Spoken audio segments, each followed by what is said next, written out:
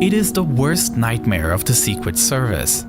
An attack on the President of the United States while he's traveling. Hidden beneath this manhole cover is a bomb that went undetected, and it can be triggered remotely. Just seconds from now, the presidential motorcade will be passing over exactly this spot. But this is not the only danger. A few blocks away, there is a second threat. Located in a dimly lit room, a sniper is overlooking the intersection, where the president will soon be. And a little further down the road, a van with tinted windows is parked, close to the blocked-off streets. Inside, a man is preparing a rocket launcher that will soon be aimed at the motorcade. Fortunately, these three scenarios are purely fictional, but they will demonstrate the rigorous effort the Secret Service undertakes to ensure that the president remains secure during travel. While the president is still about 2 minutes away from the manhole cover with the bomb, the first car of the motorcade, the route car, is already driving past this spot. This car, together with the pilot car, ensures that the road is clear of obstructions. The sweepers, which are primarily motorcycles, follow the route car and pilot car and help clear the road ahead. However, they are unable to identify the bomb, and the core of the motorcade, consisting of Secret Service vehicles with the president on board, is approaching. As the president's limousine rolls towards the manhole cover, a person remotely pulls the trigger, and suddenly, nothing happens. The remote trigger didn't work, and that is because of this car, the Electronic Countermeasure Suburban, one of the most technically impressive vehicles in the motorcade. On its roof, antennas emit radio frequencies that drown out any bomb activation signal. This technique is called barrage jamming, and it essentially works by the antennas emitting such a strong noise signal that other signals simply cannot get through. And so, the motorcade continues undisturbed towards the second threat, the sniper in the window.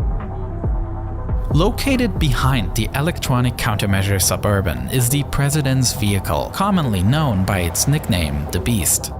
However, you can never be sure in which car the president is, as there are two identical presidential limousines on the road. Following behind are two cars carrying the president's most important security personnel, ready to take action in the event of an attack. This is the so-called halfback in which the president's personal Secret Service agents are located. No matter what happens, these agents will stay with the president. The other car carries the counter-assault team. These heavily armed agents can remain on site and fight off an attack. This creates a secure buffer between attackers and the president. Behind these cars are the control car and the support car. These transport additional Secret Service agents, essential presidential staff, as well as the president's personal doctor. But unknown to any of them, they are currently approaching another threat, as the motorcade arrives at the intersection the sniper has scouted out. The fact that there are two identical cars makes it difficult for the shooter, but unfortunately he catches a glimpse through the glass, aims, and pulls the trigger.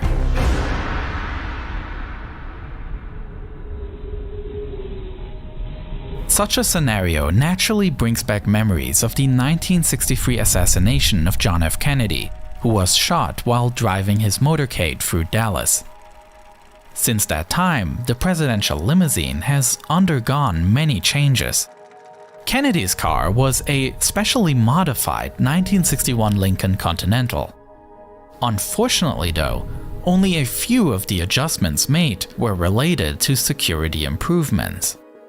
The car was retrofitted with a luxurious heating and air conditioning system, as well as lights, sirens, fire extinguishers, and radio telephones for communication.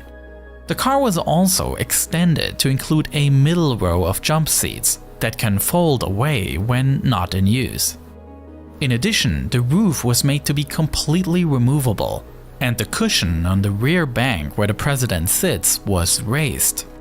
Both these modifications were designed to make the president more visible to the public. Unfortunately, it also made him more vulnerable. After Kennedy's assassination, the car was massively rebuilt.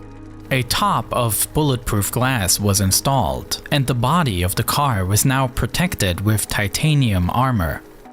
Perhaps somewhat symbolic, the light convertible appearance, representative of a hopeful time, was built up into a tank, set to protect his more divisive successor. Luckily, today's limousine is well prepared for such an attack, and the shot has absolutely no chance of success. The current Beast has been in service since September 2018 and is a completely custom-built vehicle by General Motors. Although visually reminiscent of a sedan, the car was actually built based on a truck platform. This was necessary to support the over 15,000-pound heavy armored vehicle. The interior is hermetically sealed against any form of chemical attack. The tires are able to continue driving even when shot, and the doors are 8 inches thick and equipped with handles that, with the switch of a button, can be electrified in order to prohibit entry to outsiders. Always inside the car, there is a storage of blood of the same blood type as the president. It is a luxury tank designed to withstand any possible threat. But the biggest challenge in our scenario is yet to come, as just 2 blocks away, the van with the rocket launcher prepares to test the car's endurance. Behind the solid core of vehicles directly protecting the president are a few larger vans. These carry the press pool of reporters that travel with the president. This car behind is the ID car. It functions as the Motorcade's communications hub, relaying information between the different vehicles and identifying problems early on. Behind that is the Hazardous Materials Mitigation Unit, a vehicle equipped to respond to biological, chemical, and even nuclear attacks. It carries the necessary equipment and personnel to treat the effects of such an attack effectively. This is the so-called Roadrunner, recognizable by the antenna above the roof. This car is the mobile communication hub of the Motorcade, ensuring that the president is fully operational at all times. The car provides satellite and internet communications, and it feeds a direct encrypted link to the Pentagon, allowing the president to hold secure phone and video conversations, even when en route. At the back of the Motorcade, a local ambulance will follow, just in case anything happens. And signifying the end of the Motorcade are the so-called rear guards. Local police cars that make sure that no other cars drive into the Motorcade from the back.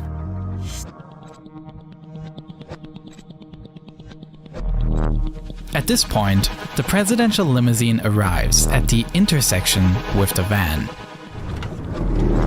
Quickly, a man jumps out and aims the rocket launcher directly at the limousine.